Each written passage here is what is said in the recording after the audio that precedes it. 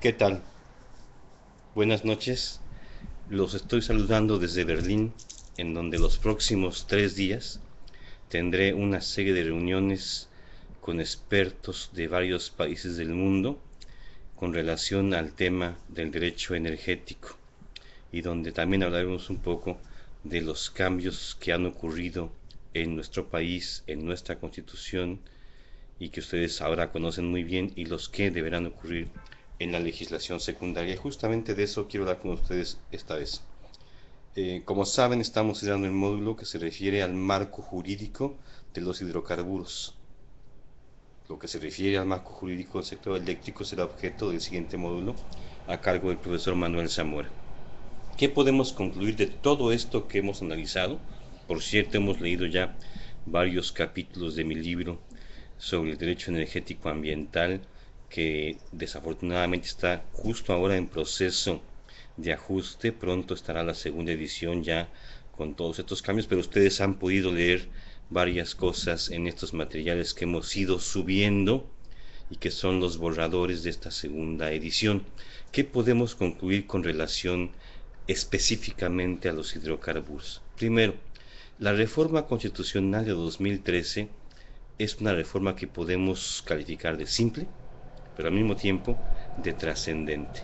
Simple porque incorpora a la Carta Magna muy pocas cosas que no estaban ya incorporadas antes en algún momento de la historia, pero trascendente porque constituye la culminación de un proceso que se inició con las primeras reformas a la ley reglamentaria del artículo 27 en el ramo del petróleo y que fueron permitiendo poco a poco la participación privada en este sector de los hidrocarburos.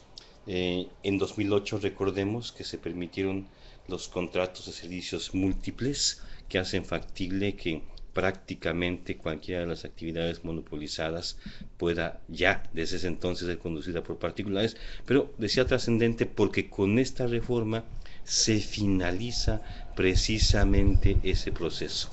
Los nuevos textos de los artículos 25, 27 y 28 establecen principios o los principios fundamentales que rigen la materia que nos ocupa. ¿Cuáles son? En primer lugar, la propiedad de la nación sobre los recursos hidrocarburos cambia. Ahora se limita exclusivamente a los que se encuentren en el subsuelo.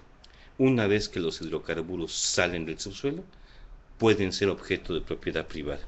Será una situación muy similar a la que ya ocurre en materia de aguas nacionales. Es decir, el recurso en su fuente es nacional, pero una vez que sale de ahí ya no lo es.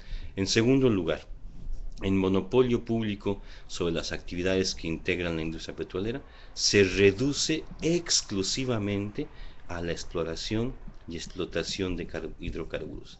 Así lo dice la Constitución, a diferencia de lo que ocurría anteriormente, en donde la Ley de 58, a través del concepto de industria petrolera, ampliaba muchísimo este monopolio. Y sin embargo, a pesar de que ahora este monopolio se reduce a la exploración y explotación, sin embargo, se permite que estas actividades se llevan a cabo a través de particulares.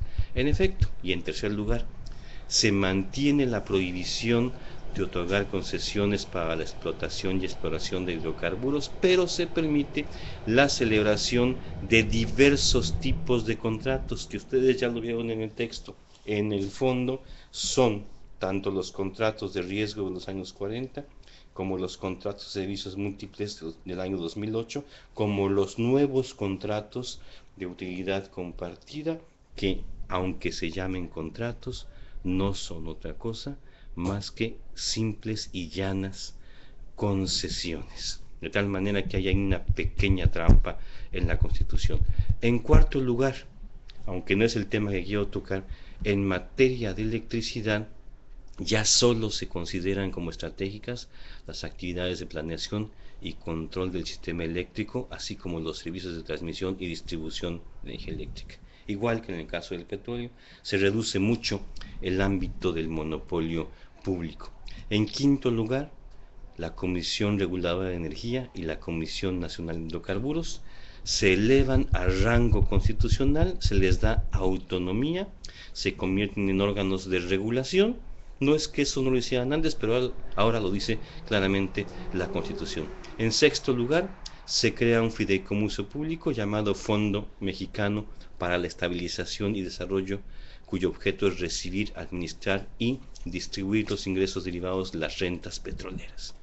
Eso quiere decir que Pemex ya no es el que maneja la renta petrolera, ya no tendrá por qué Pemex seguir grabado con tantos impuestos, aunque este año todavía sí aparece en la ley de ingresos, en el próximo obviamente no será así, porque Pemex ya no administra la renta petrolera, simplemente es un jugador más en un mercado de exploración y explotación competido. Por lo mismo, y en séptimo lugar, Pemex, al igual que CFE, se transformará en una empresa productiva del Estado, ya no en el titular de un monopolio, sino en una empresa que tendrá que competir y demostrar que tiene capacidad técnica, que tiene capacidad financiera para poder competir con otros actores que también podrán explorar y explotar los hidrocarburos en el subsuelo.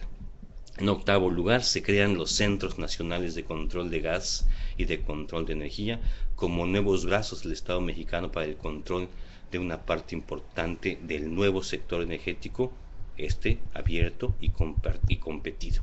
En noveno lugar, la reforma de los artículos 25, 27 y 28 de la Constitución está complementada y ampliada por una serie de artículos transitorios del decreto correspondiente, que hacen que, aunque se requiera una legislación secundaria para implementar la reforma, eso no sea realmente urgente. Ya los artículos transitorios están regulando el nuevo sector energético. Y eso me lleva a lo siguiente. En el caso de los hidrocarburos, la ley reglamentaria del artículo 27 constitucional en el ramo del petróleo está abrogada. ¿Por qué está abrogada?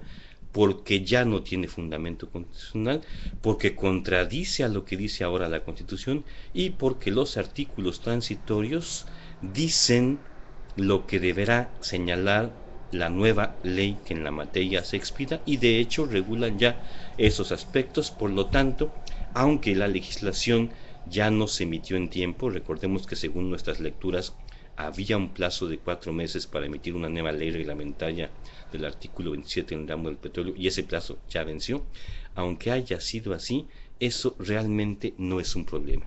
Tampoco tendremos un problema de que el Poder Legislativo quiera cambiar el sentido de la reforma acordada por el Poder Constituyente Permanente, ¿no? Porque el Poder Constituyente Permanente se erigió en poder legislativo y emitió legislación secundaria a través de artículos transitorios. Es cuestionable, ya lo vimos en el artículo que subimos a la página sobre el tema de la naturaleza jurídica de los artículos transitorios, pero también lo vimos en la jurisprudencia, vemos cómo la Corte avala el hecho de que los artículos transitorios legislen, complementen una ley o una reforma, y en este caso legislen y complementen a la Constitución, haciendo que el poder constituyente permanente se rebaje al nivel de un legislador secundario.